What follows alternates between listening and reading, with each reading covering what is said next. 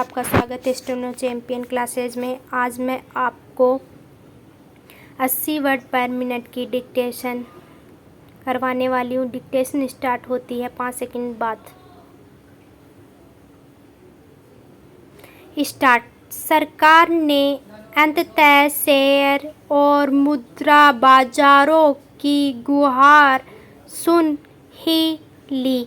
सूचीबद्ध सरकारी सिक्योरिटीज जी-सेक पर 12.5% लॉन्ग टर्म पूंजीगत लाभ कर को समाप्त करके विदेशी पोर्टफोलियो निवेशकों और विदेशी संस्थागत निवेशकों के बीच विश्वास बहाल करने के लिए आवश्यक कदम उठाया गया है, लेकिन रुपये को मजबूत बनाने के लिए अभी बहुत कुछ किया जाना बाकी है। विदेशी निवेशकों ने जनवरी से मई 2026 के बीच भारतीय शेयर बाजार से 2.30 लाख करोड़ रुपये से अधिक निकाले हैं। तो क्या यह भारतीय अर्थव्यवस्था में विश्वास की कमी का संकेत है? ऐसा नहीं है, लेकिन यह वित्त मंत्रालय के लिए अपने कर ढांचे में आवश्यक सुधारों को लेकर एक स्पष्ट चेतावनी अवश्य है। भारत के शेयर बाजार में विदेशी पूंजी का आउटफ्लो केवल भू-राजनीतिक व्यवधानों के कारण नहीं है, इसके लिए हमारी टैक्स व्यवस्था भी जिम्मेदार है।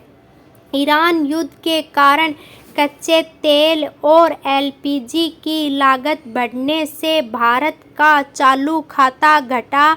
पिछले वर्ष जीडीपी के 1% से बढ़कर 2026 में 2% तक पहुंचने की स्थिति में है। इससे रुपया और समग्र भुगतान संतुलन पर अतिरिक्त दबाव पड़ रहा है। रुपया तिहरे आघातों का सामना कर रहा है। तेल चालू खाता घटा तो विदेशी निवेशकों की पूंजी निकासी एक चौथा फैक्टर भी मौजूद है।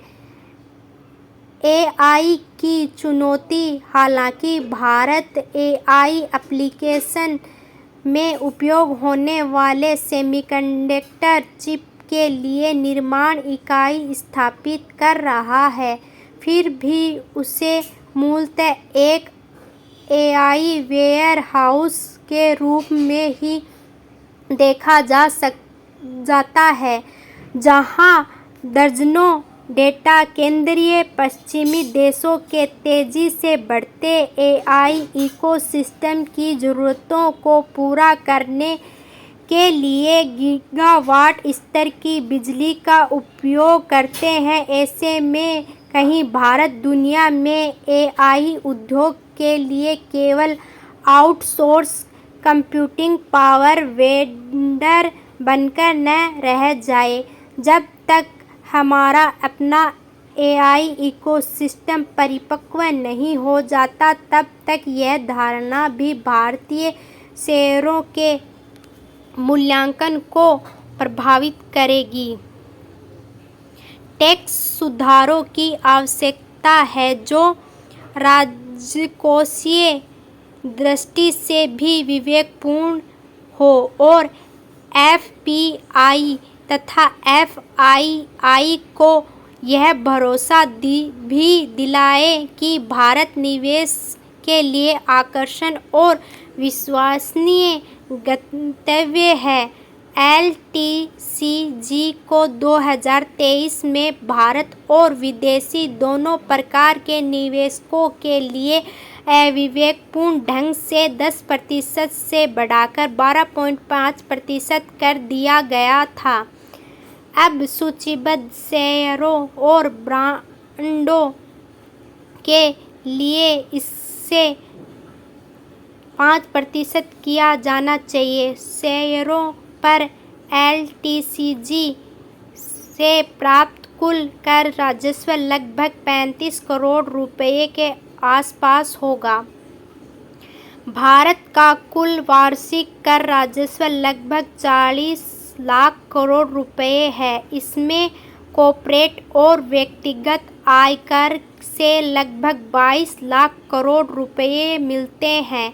अप्रत्यक्ष कर GST, सीमा शुल्क और उत्पाद शुल्क से लगभग 18 लाख करोड़ रुपए का अतिरिक्त राजस्व आता है। इस प्रकार सूचीबद्ध शेयरों पर LTCG का कर को 12.5 से घटाकर 5% करने से सरकारी राजकोष पर कुल कर राजस्व का 0.5 से भी कम भार पड़ेगा, लेकिन इसका प्रभाव FPI और SI के मध्य से निवेश स्टॉप। आज की डिक्टेशन 80 वर्ड पर मिनट की थी। आपको इस डिक्टेशन को रीड करना है। पहले आपको इस डिक्टेशन को स्टेनो में लिखकर रीड करना, फिर आपको इसका ट्रांसलेट करना है। यदि ट्रांसलेट में आपकी 10 से ज़्यादा गलती आ रही हो, आज की डिक्टेशन कुछ कठिन थी तो आपकी 10 से ज़्यादा गलती आ रही हो तो आपको इसको 2 या 3 बार ज़रूर लिखना है। धन्यवाद।